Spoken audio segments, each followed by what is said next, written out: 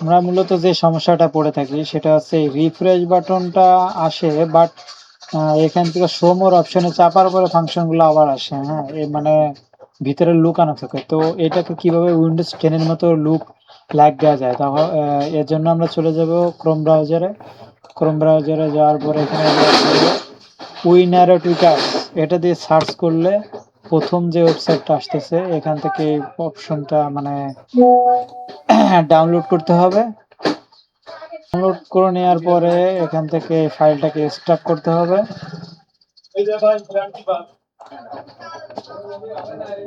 Extract করার পরে সবচেয়ে ভালো হয় যদি অ্যান্টিভাইরাস থাকে অ্যান্টিভাইরাসটা অফ করে নেওয়া।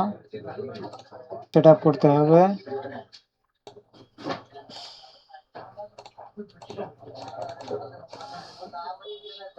সেটা করে রান করতে হবে। এই অ্যাপ্লিকেশনটা আসছে। এখন এই অ্যাপ্লিকেশনটা আসার পরে এটা আসবে। এটা আসার পরে চলে যাইতে হবে ক্লাসিক ফুল কন্টাক্ট মেনু। এটা যে ইনাবেল টিকমার্ক দিয়ে দিতে হবে। তারপরে আই ডোন্ট এটা দিতে হবে। তারপরে ওটা ইনাবল করে দেওয়ার পরে অফ করে অন করলেই এরকমটা চলে আসবে।